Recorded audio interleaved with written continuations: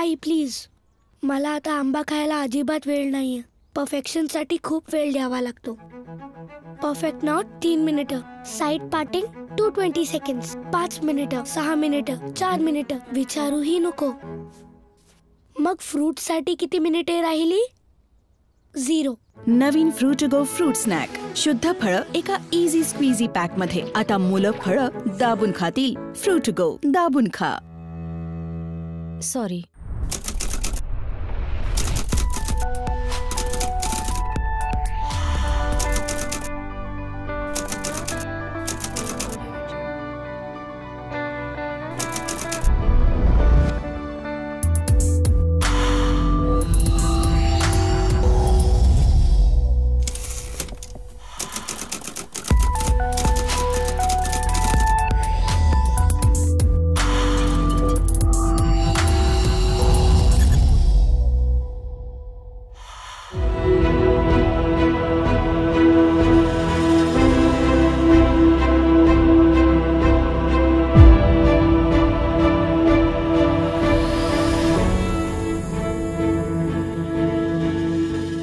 नमस्कार. लोकलयमध्ये आपलं पुनश्च एकदा मनपूर्वक स्वागत. आपण मागच्या भागामध्ये किशोरप्पांनी त्यांच्या जीवनाची संपूर्ण जीवनकथनी आपल्यासमोर मांडली. या भागात आपण त्यांना प्रश्न विचारणार आहोत की आपल्या जिल्ह्यातल्या नेत्यांशी आपले संबंध कसे आहे, या आपल्या पाचोरा तालुक्यासाठी आपण जे करोडो रुपये आणलेत ते कशा पद्धतीने आणलेत, हे सगळं आज आपल्याला त्यांच्याकडनं जाणून घ्यायचं आहे. मी आपल्या साऱ्यांच्या वतीने पुनश्च माननीय किशोरप्पांचं या ठिकाणी मनपूर्वक स्वागत करतो. नमस्कार अप्पासाहेब. नमस्कार. आमदार साहेब, आपण आपल्या विजेच्या संदर्भात माहिती दिली, त्याचबरोबर पाण्याच्या संदर्भात सुद्धा सगळी माहिती सांगितली, पण रोड रस्त्यांच्या संदर्भात आपल्या तालुक्यामध्ये काय स्थिती आहे, कशा पद्धतीची स्थिती? मी पहिल्यांदा याच्यामध्ये विकासाच्या संदर्भात मला एक थोडंसं हे जे काही धाडस मी करतोय 3 फेब्रुवारीला जनतेसमोर जाण्याचं जे धाडस मी करतोय याचं कारणच ते आहे की मी पाचोरा शहर फक्त तुम्हाला सांगतो. आज जर का तुम्ही पाचोरा शहराची परिस्थिती पाहिली तर प्रचंड बदल तुम्हाला शहरामध्ये दिसेल. मी शहरामध्ये 70 कोटी रुपयाची ड्रेनेजची योजना माझी आत्ता चालू झालेली आहे. 5.5 कोटी रुपये मी राम मंदिराच्या परिसराला डेव्हलपमेंटसाठी आणलेले आहेत. 12.5 कोटी रुपयाचं शॉपिंग कॉम्प्लेक्सचं काम चाललेलं आहे. 3.5 कोटी रुपयाचं लायब्ररीचं काम चाललेलं आहे. 3.5 कोटी रुपयाची महाराष्ट्रात नसेल अशा पद्धतीची स्मशानभूमी झालेली आहे. संपूर्ण शहर CCTVच्या अंडर आलेलं आहे. 40 कोटी रुपये मी संपूर्ण रस्त्याचे काँक्रिटीकरण केलेलं आहे. संपूर्ण शहरातले 3600 पोलवर LED लावायचं काम आता चालू केलेलं आहे. 1 महिन्यात ते काम संपणार आहे. पाचोरा शहरातलं जे एसटी स्टँड आहे त्याच्या डेव्हलपमेंटसाठी 1.5 कोटी रुपयाचं काम चाललेलं आहे. डम्पिंग ग्राउंड जे काही सुका कचरा ओला कचरा याच्यावर जी प्रक्रिया आहे याच्यासाठी 1.5 कोटी रुपयाचं काम चाललेलं आहे. बाबासाहेब आंबेडकर आणि छत्रपती शिवाजी महाराजांच्या पुतळ्याचं सुशोभीकरण आपण केलेलं आहे. आता छत्रपती संभाजी महाराजांच्या चौकाचं आणि पुतळ्याचं निर्माणाचं काम 60-65 लाख रुपये टाकून ते काम आत्ता चाललेलं आहे. शहरातल्या सगळ्या जेवढ्या ओपन स्पेस आहेत ह्या सगळ्या ओपन स्पेस डेव्हलप करून चॅनल फिनिशिंग करून त्याच्यात खेळणी बाकं हे सगळं डेव्हलप करून आणि त्या कॉलनी धारकांना तो ओपन स्पेस सुपूर्द करायचा आहे. शहरामध्ये आतापर्यंत जवळपास 26-27 शौचालयाचे युनिट उभे केलेले आहेत. 100% हागणदारी मुक्त शहर केलेलं आहे. असे अनेक विषय शहरामध्ये केले. आरोग्या संदर्भात काय परिस्थिती? आरोग्याच्या संदर्भात उपजिल्हा रुग्णालयाला मंजुरी आणलेली आहे. जिथं आपलं आता हे आहे, उद्याच माझी आता मुंबईला माननीय गृहराज्यमंत्र्यांकडे मीटिंग आहे. पोलीस निवास स्थानाकरता नवीन पोलीस स्टेशन करता कदाचित उद्याच मला मंजुरी मिळणार आहे. 1000 एकर MIDC माझी मंजूर झालेली आहे. 1000 एकरवर MIDC मंजूर झालेली आहे. 70 कोटी रुपयाची सुतगिरणीला मला मंजुरी मिळालेली आहे. असे अनेक विषय या शहरामध्ये तर आहेच, पण ग्रामीण भागामध्ये सुद्धा तेवढ्याच पद्धतीने. म्हणजे जर आपण पाहिलं तर बांधकाम विभागाची लांबी आणि जिल्हा परिषदेची लांबी याचा जर आपण तुलना केली तर मला असं वाटतं की आज माझ्या पाचोरा आणि भडगाव तालुक्यातील बांधकाम विभागाची 100% लांबी संपण्यात आलेली आहे. मला आता बांधकाम विभागाचा रस्ता कुठे काम करू हा प्रश्न माझ्याजवळ आहे. म्हणून मी जिल्हा परिषदेचे जे रस्ते आहेत ते आता मी बांधकाम विभागाकडे वर्ग करतोय. म्हणजे वर्षभरात पुन्हा त्याच्यावर काहीतरी आणता येईल.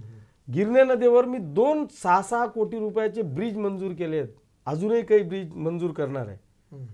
असे अनेक कामं. हे सगळे जेवढे कोटी कोटी कोटीचे आकडे तुम्ही एवढे तेच तर सगळे म्हणतो मी, सांगितले. 500 कोटी. ही अबो. ही अमाऊंट तुम्ही आणली कोणाकडून, कशा पद्धतीने, कोणकोणत्या विभागात तशा अमाऊंट मिळेल? आमदार निधी तर काही एवढा होऊ शकत नाही. नाही नाही, आमदार निधीवर तर तो आमदार निधीचा आणि विकासाचा विषयच होऊ शकत नाही. ही कोणत्या फंड्स मधून तुमच्या डीपीडीसी पण काही एवढं देणार नाही? नाही, मला असं वाटतं की हे प्रत्येक आमदार करू शकतो, प्रत्येक आमदार करू शकतो. दिशा असली पाहिजे, त्याच्याकरता दिशा असली पाहिजे, मानसिकता असली पाहिजे, झगडून त्या त्या पद्धतीची मंत्रालयात तयारी झगडून. असली पाहिजे. आणि विषय असा असला पाहिजे की मी उद्या चंद्रकांत दादांशी तुम्ही डीपीडीसीत एकदा या. सगळ्यात जास्त वाद कोणाशी होत असतील माझे तर चंद्रकांत दादांशी डीपीडीसी मध्ये होतात, तात्विक होतात, माझ्या न्याय हक्कासाठी होतात. मी त्यांच्या पुढे जे प्रश्न मांडतो ते नुसते माझे नाही तर जिल्ह्याचे प्रश्न मांडत राहतो. अधिवेशनात मी मुख्यमंत्री महोदयांशी झगडतो.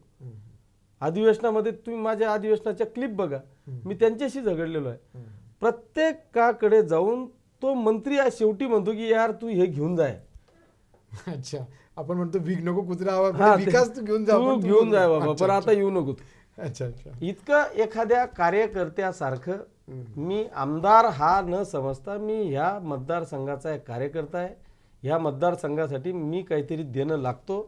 ह्या आविर्भावाने, ह्या ईर्ष्येने मी कंप्लीट 4 वर्षातल्या प्रत्येक मंगळवार बुधवारी कॅबिनेटच्या दिवशी 2-4 मंगळवार बुधवार माझे 4 वर्षातले टळले असतील. बरोबर. कॅबिनेटच्या दिवशी सगळेच मंत्री महोदय असतात. भेटतात. मी जलयुक्त शिवारातून प्रचंड कामं आणले, जलसंधारणाची प्रचंड कामं आणली.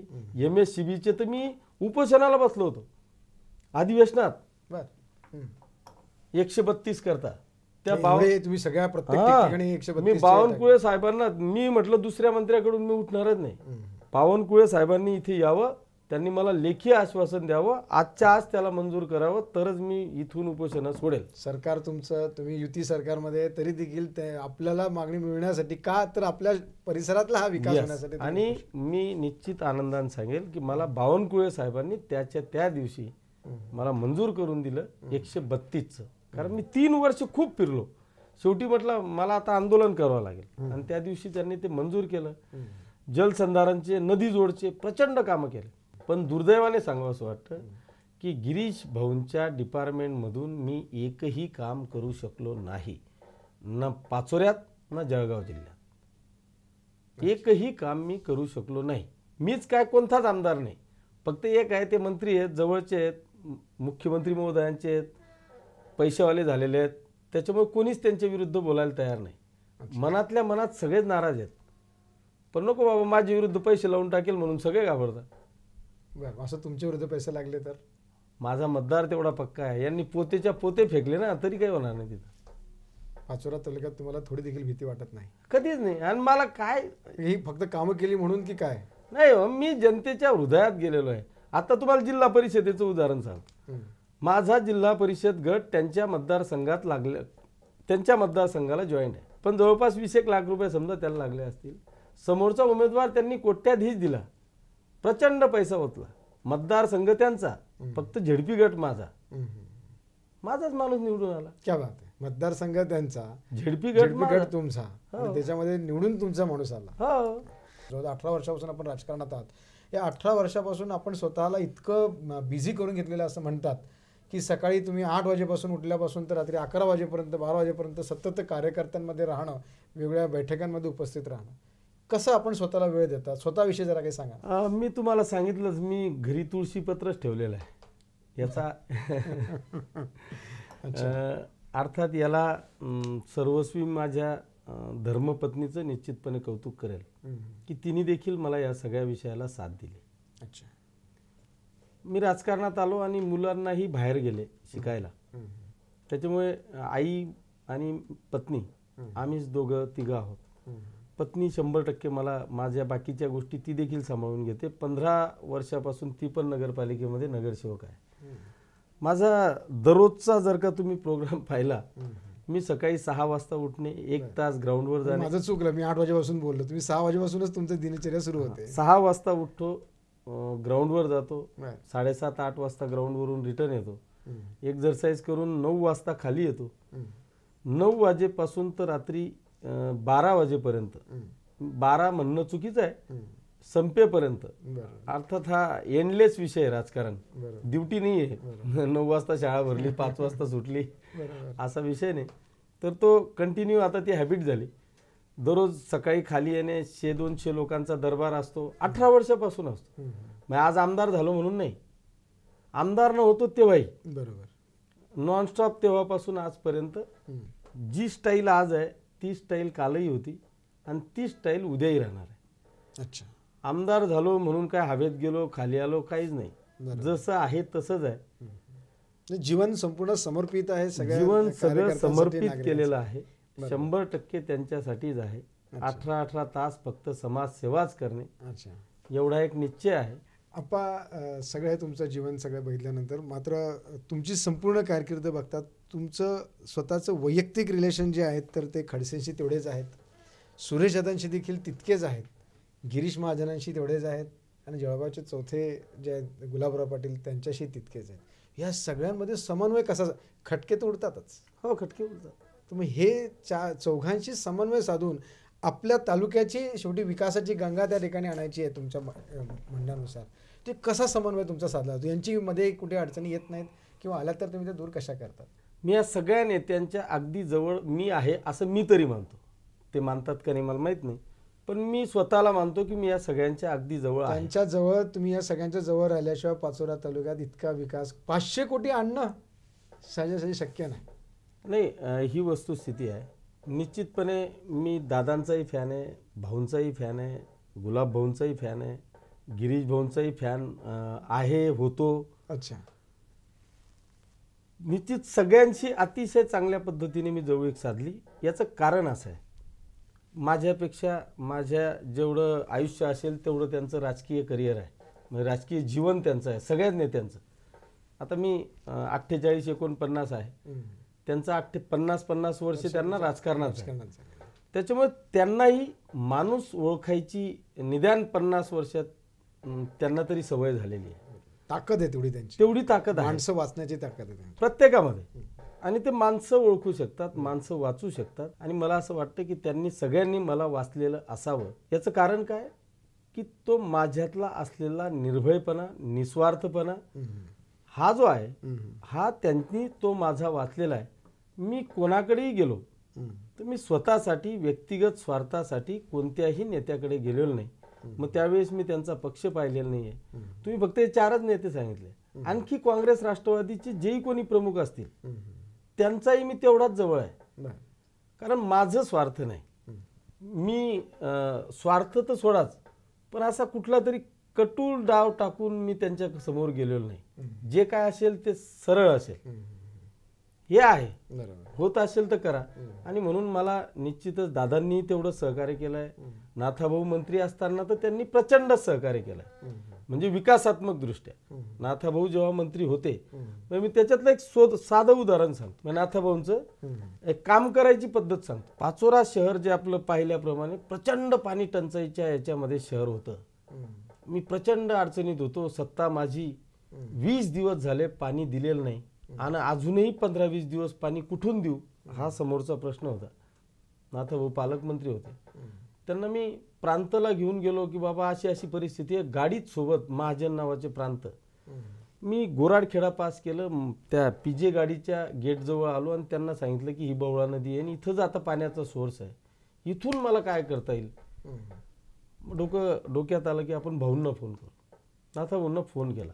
ते मला वाटतं शहाद्याला का कुठेतरी त्यावेळेस होते, शहाद्याला. आणि त्यांना सांगितलं की भाऊ अशी अशी परिस्थिती आहे, मी 20-25 दिवस झाले शहराला पाणी दिलेलं नाही, अजूनही 8-10 दिवस देऊ शकणार नाही, टँकरने मी किती दिवस पाणी देऊ. त्यांनी मला तिथून म्हटले की 10 मिनिटात तुला फोन करतो.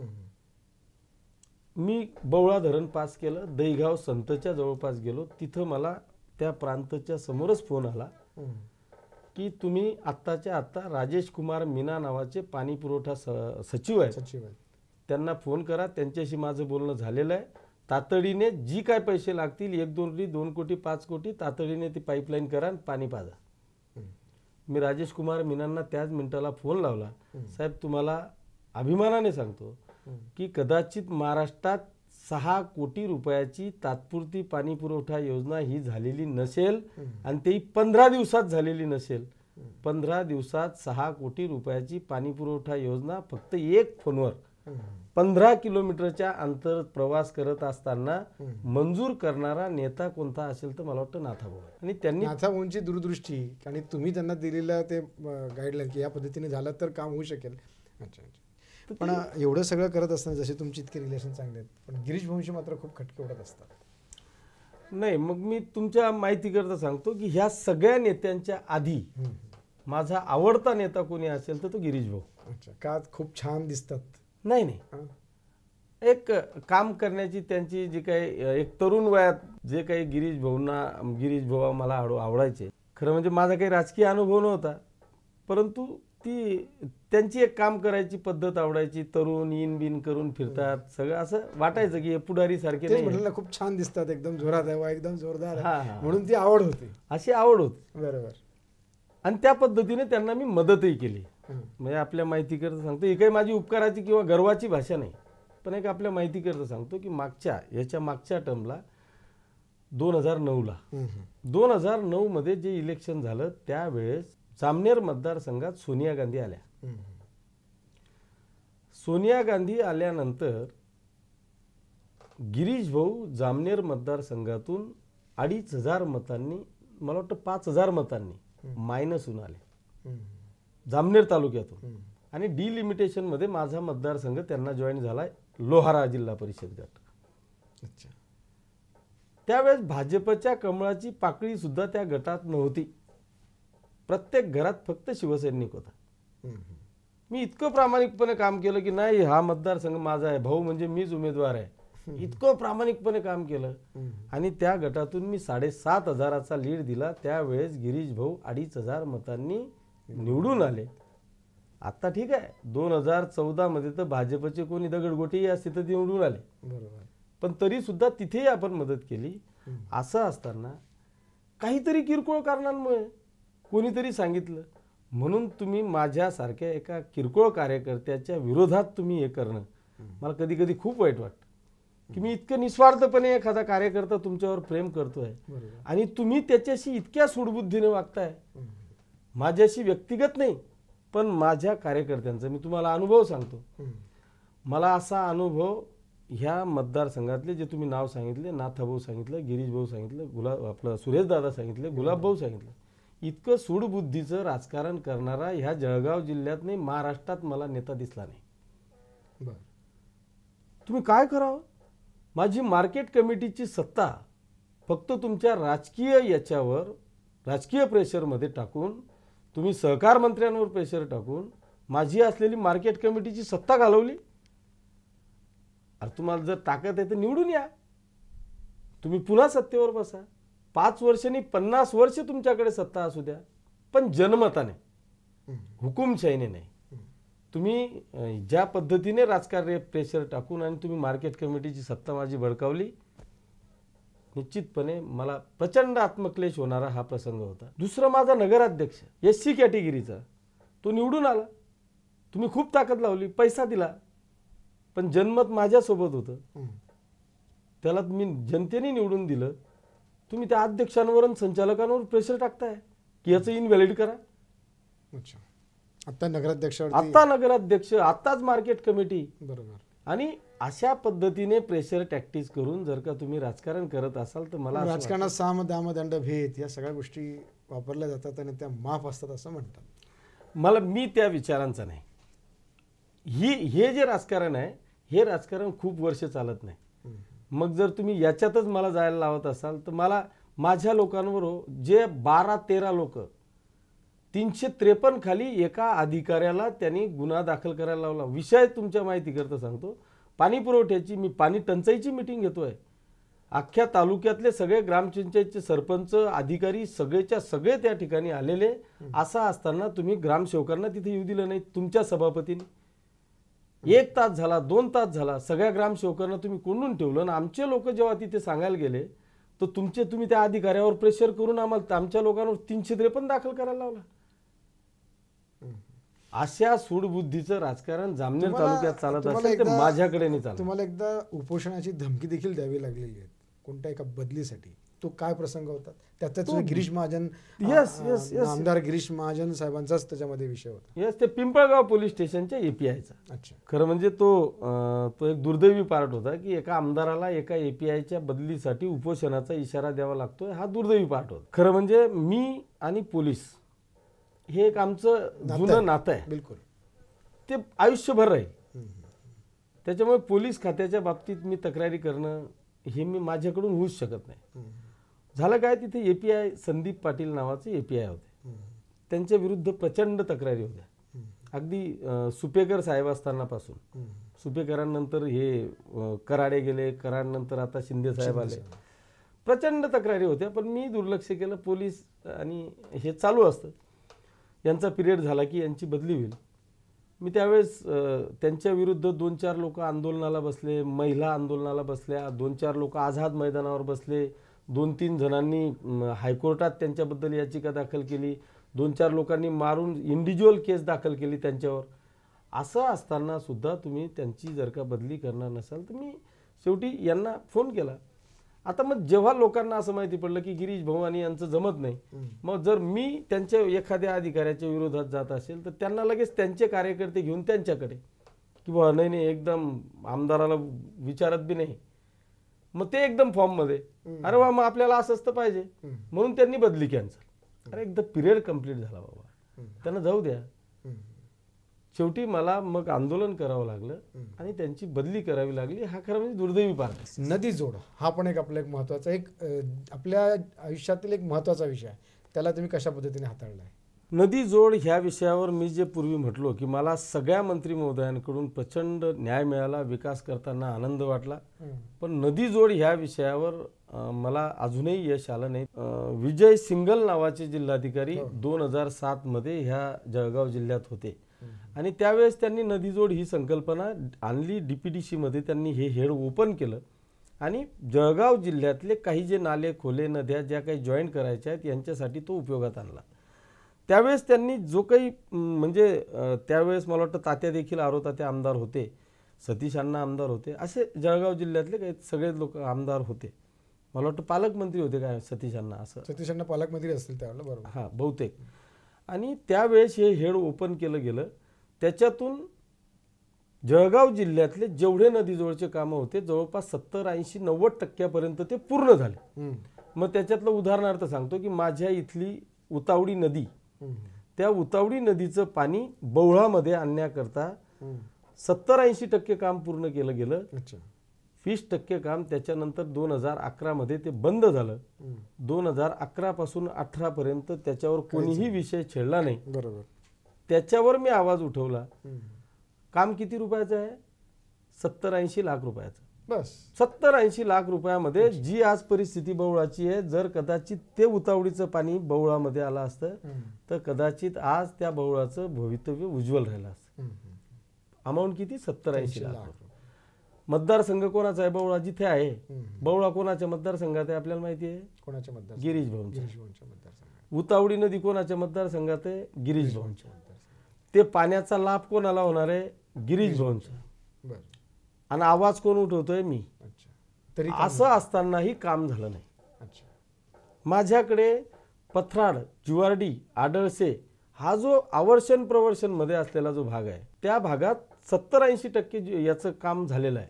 त्या गावांना पाणी म्हणजे गिरणेपासून वेगळ्या परिसर येतो, त्यांना गिरणेचा एक थेंबही मिळत नाही. जर हे काम झालं तर ते सगळं ह्या जे 5-7 गावं आहेत हे 100% सुजलाम सुफलाम होणार आहेत. 50 लाखाचं काम आहे, 4 वर्षात झालं नाही. नदी जोडचं काम गिरीश भाऊंनी नुसती चुटकी वाजवली असती तरी त्या मिनिटाला ते सगळं झालं असतं. बरोबर. ते झाले नाही. साधे नुसते पाईपलाईनिंग म्हणजे गाळण 2 मधून गाळण 1 मध्ये पाणी टाकायचं आहे. 5-50 लाख 1-2 कोटी रुपयाचा प्रकल्प, काम बंदिस्त पाईपलाईन टाकणे, झालं नाही. हे जे असे किरकोळ किरकोळ कामं हे जरी तुमच्याकडून होणार नसतील तर मला असं वाटतं की ते दुर्दैव आहे. ते काही व्यक्तिगत किशोरप्पाचं काम नाही, ते मतदारसंघातल्या जनतेचं काम आहे. तुम्ही ह्या राज्यातले एवढे मोठे जलसंपदा मंत्री आहात, तुमचा बजेट 7-8 हजार करोड रुपयाचा आहे. ठीक आहे, आज त्यांनी 4.5 वर्षानंतर का होईना निदान त्या गिरणीवरच्या बलून बंधाऱ्यांना प्रशासकीय मान्यता दिली. 4.5 वर्षात बरोबर. बलून बंधाऱ्यांना प्रशासकीय मान्यता दिली. म्हणजे आता जसं चाललेलं आहे की तुम्ही जर का रोज TV चॅनल न्यूज हे जर का सगळं पाहिलं तर दररोज आता हजारो करोड रुपयाच्या घोषणा होत आहेत. आणि पिरियड किती बाकी आहे? 60 दिवस. खरंच होईल का होय? उद्या तुम्ही येणारच आहात असं काही माहिती आहे? हे तुमच्या हातात आहे. 4.5 वर्ष 5 वर्ष तुम्ही काहीच करू शकले नाही आणि आता जाता जाता इतक्या करोड रुपयाची ही योजना. त्यांना धन्यवाद देतो की शेवटी का होईना 6 महिने उरलेले असताना का होईना तुम्ही प्रशासकीय मान्यता दिली. पण उद्याचं हे भविष्य कसं उज्ज्वल आहे? ह्या बलून बंधाऱ्यांचं तुम्ही एकदा जर का विचार केला, या बलून बंधाऱ्यांमध्ये गिरणीची काय अवस्था आहे? गिरणा डॅम हा मागच्या 10-15 वर्षापासून कधीही 50% जास्त भरलेला नाही. त्या गिरणा डॅमवर इतकं आरक्षण आहे की तिथून मालेगाव शहराचा पूर्ण पाणी पुरवठ्याची योजना तिथून आहे, नांदगावची पूर्ण पाणी पुरवठ्याची योजना तिथून आहे, मनमाडची तिथून आहे, चाळीसगावला डायरेक्ट लिफ्टिंग तिथून आहे, भडगाव आहे, पाचोरा आहे आणि एरंडोल परिसरातल्या सगळ्या ग्रामीण भागातल्या पाणी पुरवठ्याच्या योजना तिथून आहेत. बरोबर. बलूनमध्ये तुम्ही पाणी कुठून आणणार? आता परिस्थिती अशी आहे, बलून बद्दल माझी नाराजी नाही, ती डिमांड माझी आहे. माझा वचननाम्यामधली पहिली मागणी बलून बंधाऱ्यांची आहे. मी पहिल्या दिवसापासून डे फर्स्ट त्या विषयावर मी मागणी करतोय. पण माझी त्याच्याच बरोबर एक दुसरी मागणी अशी आहे की जर तुम्हाला हे सगळे बलून बंधारे यशस्वी करायचे असतील तर याच्याकरता वेगळा पर्याय. एक तर नारपारची योजना करून आणि ते पाणी गिरणीच्या खोऱ्यात टाकणे. ते जोपर्यंत तुम्ही गिरणीच्या डॅममध्ये टाकत नाही तोपर्यंत ते पाणी खाली ह्या बलून बंधाऱ्यांचा उपयोग होऊ शकत नाही. दुसरी माझी मागणी होती की जे हातनूरचं पाणी दर जून महिन्याच्या एंडिंगला तापित होऊन जातं, तिथून जर का तुम्ही 100 फुटाचा कॅनॉल तयार करून अजिंठा आणि पाटणा देवीच्या पायथ्याशी आणला तर ह्या ज्या आमच्या सगळ्या छोट्या मोठ्या नद्या आहेत, मग आग्नावती असेल, हिवरा असेल, तितूर असेल, बवळा असेल, अनेक ज्या काही छोट्या मोठ्या नाल्या नद्या आहेत, ह्या सगळ्या नद्यांचा उगम ह्या 2 डोंगरांच्या पायथ्याशी आहे, अजिंठा आणि पाटणा देवीच्या पायथ्याशी. जर हा कॅनॉल आपण तिथपर्यंत नेला आणि तिथून जर का या सगळ्या नद्या रिचार्ज झाल्या तर जो आज अत्यंत दुर्गम असा म्हणजे अत्यंत दुष्काळी ज्याला आपण या लोकसभा मतदारसंघाला म्हणू, या जळगाव लोकसभा मतदारसंघाला, त्याच्यात जामनेर सुद्धा मी म्हणतो. म्हणजे जर तुम्ही मुक्ताईनगर, बोदवड, जामनेर, पहूर असं करून अजिंठ्याच्या पायथ्याशी आणलं तर त्यांचा देखील मतदारसंघ सुजलाम सुफलाम होऊ शकतो. आणि याचं टोटल इस्टिमेट किती आहे? 1000 कोटी रुपये. तुमचा बजेट आहे 7-8 हजार कोटी. तुमचा बजेट जाऊ द्या खड्ड्यात, पण तुम्ही ह्या जळगाव जिल्ह्याचे काहीतरी देणं लागतं. तुम्ही राज्याचे जलसंपदा मंत्री असाल, पण मी ह्या जळगाव जिल्ह्याकरता हे केलं असं सांगण्याकरता नेमकं आहे काय तुमच्याजवळ? हे बलून बंधाऱ्यांची प्रशासकीय मान्यता की ज्या बलून बंधाऱ्याला 1 रुपया सुद्धा राज्य शासनाचा खर्च नाही. कसा खर्च होणार? हा 100% खर्च हा केंद्राचा आहे. बलून बंधाऱ्याला शासन देखील भाजपच आहे ना? हो, ते जरी भाजपचं असलं पण त्यांच्याजवळ 60 दिवस आहेत ना. हीच मान्यता, हीच प्रशासकीय मान्यता जर का 1 वर्षभर पहिले आली असती आणि मग ती मान्यता मिळून जर यांना वरच्यांना जर का थोडासा संधी मिळाली असती केंद्रातल्या, कारण सुदैवाने मी निश्चितपणे गडकरी साहेबांचं अभिनंदन करेल, धन्यवाद देईल त्यांना की एक चांगला कामाचा त्यांनी या संपूर्ण महाराष्ट्रामध्ये, मग रस्ते विकासाच्या संदर्भात असतील किंवा कुठल्याही कामात त्यांचा हातखंडा कोणीच पकडणार नाही. त्यांना या महाराष्ट्राच्या प्रती काहीतरी खरंच वाटतं की मी या महाराष्ट्राकरता काहीतरी देणं लागतो. जस त्याच केंद्राचे देशाचे मंत्री आहेत पण त्यांना महाराष्ट्राबद्दल काहीतरी वाटतं. जसं मागच्या वेळेस ते मंत्री होते तर मुंबई पुणे एक्सप्रेसवे असेल, मुंबईतले ब्रिजेस असतील, बाळासाहेबांनी आदेश करावा आणि गडकरी साहेबांनी बांधावं असं काम त्यावेळेस चालायचं. आताही तशीच परिस्थिती आहे. केंद्रातले मंत्री आहेत पण महाराष्ट्रात मी काहीतरी करावं म्हणून हजारो किलोमीटर रस्त्यांची लांबी त्यांनी लांबीकरण केलं. आता तीच परिस्थिती, आमची तीच अपेक्षा माननीय जलसंपदा मंत्री गिरीश भाऊंकडून होती की तुम्ही राज्याचे मंत्री आहात, राज्यात काय होईल ते उद्या, पण एकदा जळगाव जिल्ह्याकडे लक्ष द्या. जळगाव जिल्ह्याचा एकदा खरंच तुम्ही जर जलसंपदा मंत्री असाल तर खरंच ह्या जळगाव जिल्ह्याला तुम्ही जलाने संपदा केलं का? हा जर प्रश्न विचारला तर त्यांच्याकडे उत्तर शून्य आहे. या स्थितीत त्यांच्याचं उत्तर कोणतंच नाही. नाही, ते सांगूच शकत नाही. आणि जे सांगतील ते वेग आहे, त्याला अर्थही नाही, त्याला अर्थ नसेल, असं माझं ठाम मत आहे. अप्पा, जसं तुम्ही तुमच्या पाचोरा आणि भडगाव या तालुक्यातील नागरिकांसाठी जसे वेगळ्या प्रकारची सगळी कामं सुरू आहेत, आपण जळगावच्या जिल्हा बँकेचे सुद्धा आज व्हाईस चेअरमन आहात. चेअरमन साहेब आपल्या रजेवर आहेत. त्यांच्या कारकिर्दीत आपण सध्या ती जी बँक आहे ती आपण सुद्धा हाकत आहात. या बँकेमधल्या सगळ्यात महत्त्वाचा निर्णय जो तुम्ही घेतलेला आहे तो म्हणजे 40 गावची जी कारखाना आहे ते सिक्युरिटायझेशनमध्ये ॲक्टमध्ये आपल्याकडे जमा असलेलं त्याला आपण विक्री केलेली. कित्येक वर्षापासून त्याची विक्री कोणी करू इच्छित नव्हतं किंवा ती धजावत नव्हतं. मोठा धाडसाचा निर्णय तुम्ही जो घेतला आहे, हा निर्णय घेताना तुम्हाला कशा पद्धतीचे पापड बेलावे लागलेत किंवा काय केलं तुम्ही की त्याच्यामुळे हा निर्णय सक्सेस झाला? नाथाबुंची साथ निश्चित असेलच, कारण त्यांचं देखील पूर्ण सहकार्य या आपल्या बँकेला आहे. तर कशा पद्धतीने आपण हा निर्णय घेतला? मला असं वाटतं की अत्यंत महत्त्वाचा तो निर्णय घेणं अत्यंत गरजेचं होतं. याचं कारण असं आहे की याच्यात दोघं बाजू होत्या. गेल्या अनेक वर्षापासून नुसता बेलगंगाच नाही तर या जळगाव जिल्ह्यातले जेवढेही सहकारी कारखाने होते, मग बेलगंगा सहकारी कारखाना असेल, वसंत सहकारी कारखाना असेल, सुतगिरणी भुसावळची असेल, यावलची सुतगिरणी असेल, जेटी महाजन, ह्या सगळ्या जेवढेही कारखाने असतील या सगळ्यांना जिल्हा बँकेने कर्ज पुरवठा केलेला होता.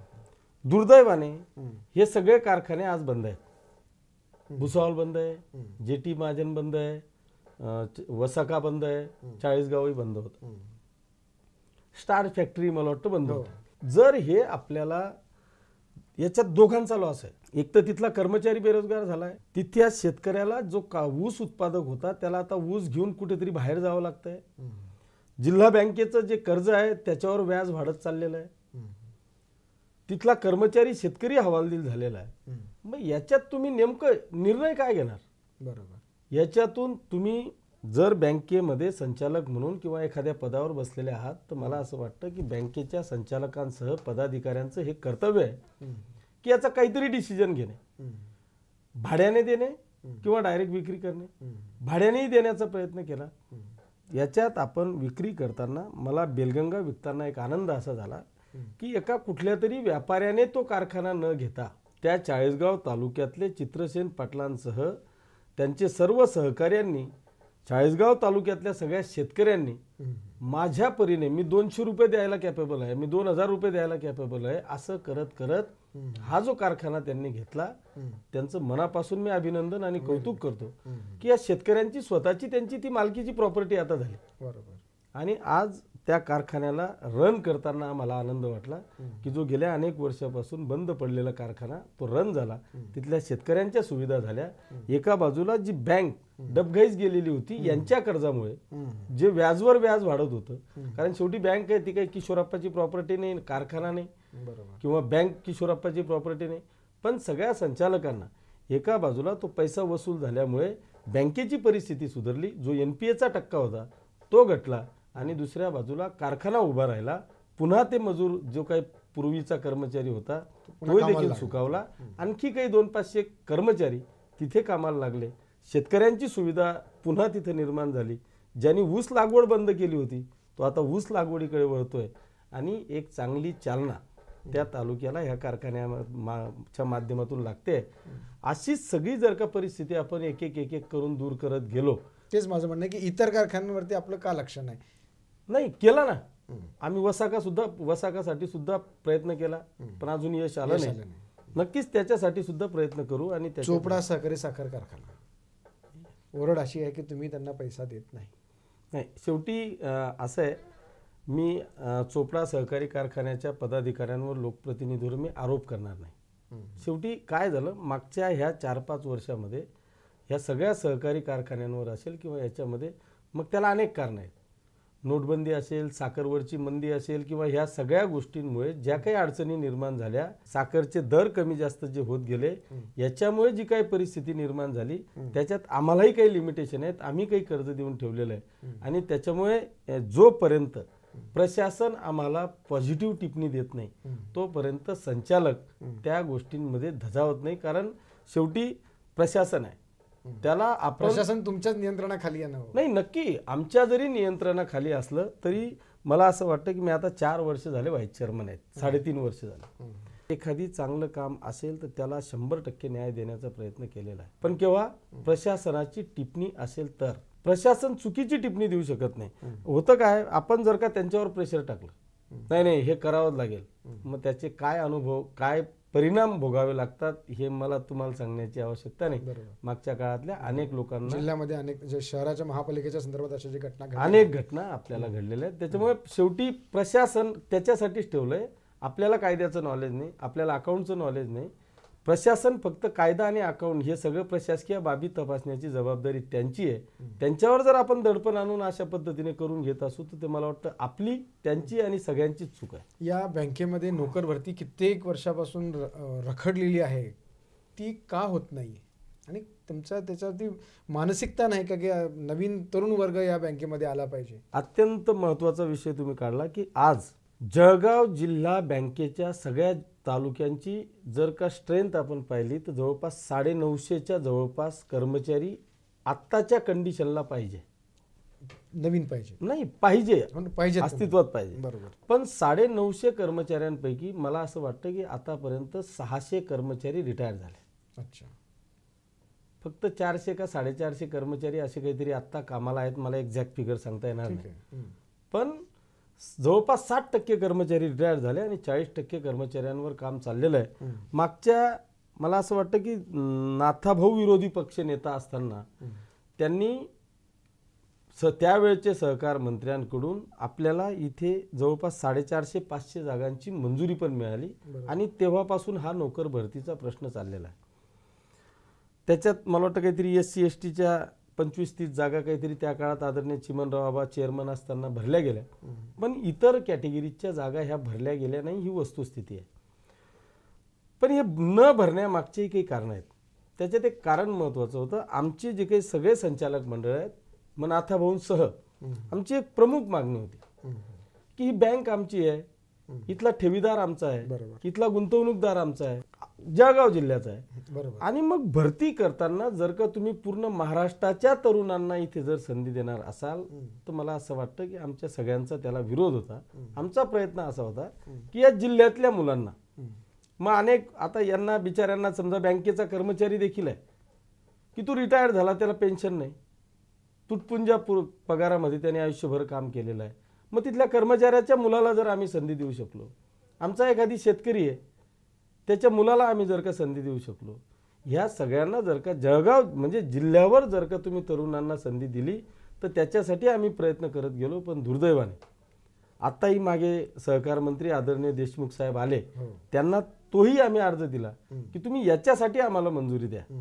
मग कुठली जी महाराष्ट्रातली कुठलीही कंपनी असेल, पारदर्शकता ऑनलाईन तुम्ही करा, आमच्या जिल्ह्यातलाच माणूस जिल्ह्यातला तिथे नोकरी लागली पाहिजे अशी आमची भूमिका होती. पण दुर्दैवाने अजूनही त्याला मंजुरी मिळाली नाही. आजच मीटिंग होती, आज मीटिंगमध्ये शेवटी फायनल झालं की आता आपण पर्याय नाही, किती दिवस या 40% कर्मचाऱ्यांवर तुम्ही लोड देणार, बाहेरचे कॉन्ट्रॅक्टचे लोक किंवा रिटायर झालेल्या लोकांवर आम्ही जबाबदारी देतोय, किती दिवस त्यांच्यावर देणार. म्हणून आज निर्णय झालेला आहे की जी कंपनी महाराष्ट्र शासनाने जी ठरवलेली आहे ती कंपनीचे तुम्ही जाहिरात द्या. जाहिरात देऊन ज्या काही कंपन्या येतील त्याच्यातली चांगल्यात चांगली कंपनी की जी पारदर्शकतेने कुठल्याही दबावाखाली प्रेशरमध्ये ही भरती होणार नाही अशा पद्धतीचं काम करणारी एखादी कंपनी घेऊन आणि त्यांना येणाऱ्या 2 महिन्यात ह्या जिल्हा बँकेची भरती करा अशा पद्धतीचा ठराव आजच जिल्हा बँकेमध्ये झालेला आहे. मला असं वाटतं की येणाऱ्या 2 महिन्यात 100% भरती ह्या जळगाव जिल्ह्यामध्ये होईल. या बँकेमध्ये भरती झाली असेल, खूप चांगल्या महत्त्वाची माहिती तुम्ही दिली. जाता जाता आमच्या सगळ्या दर्शकांसाठी विशेषत्व करून आपल्या पाचोरा भडगावचे जे नागरिक आहेत, तुमचे मतदार आहेत, त्यांच्यासाठी तुम्ही काय संदेश देणार?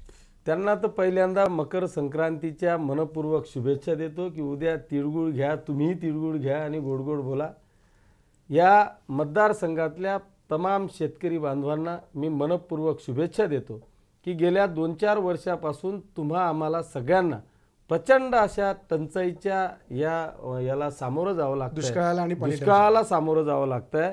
परमेश्वर आपल्या सर्व शेतकरी बांधवांवर कृपा करून आपल्याला सुगीचे दिवस येऊ, चांगल्या पद्धतीचा पाऊस हो आणि आपल्या जीवनामध्ये सुख समृद्धी नांदो हीच प्रभू चरणी प्रार्थना करतो. धन्यवाद. अतिशय खूप चांगल्या प्रकारची माहिती आपण आपल्याला या ठिकाणी दिली. सगळ्यात महत्त्वाचं म्हणजे ज्याला आपल्या परिसराविषयी, आपल्या या संपूर्ण पाचोरा तालुक्याविषयी एक बांधिलकी कशी निर्माण होते ती त्यांच्या सगळ्या या संपूर्ण जीवनकथनीमध्ये आपल्या लक्षात आलं असेल. जिल्ह्यातला कोणताही नेता असो तो मात्र यांना अतिशय चांगल्या प्रकारे लाईक करतो असं त्यांचा स्वतःची निश्चित धारणा आहे.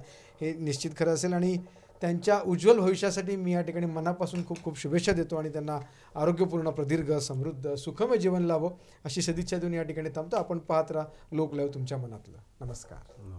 आई प्लीज, मला आता आंबा खायला अजिबात वेळ नाहीये. परफेक्शनसाठी खूप वेळ द्यावा लागतो. परफेक्ट नॉट 3 मिनिटं, साईड पार्टिंग 220 सेकंड्स, 5 मिनिटं, 6 मिनिटं, 4 मिनिटं, विचारूही नको. मग फ्रूटसाठी किती मिनिटे राहिली? 0. नवीन फ्रूट गो फ्रूट स्नॅक. शुद्ध फळं एका इझी स्क्वीझी पॅक मध्ये. आता मुलं फळं दाबून खातील. फ्रूट गो, दाबून खा. सॉरी,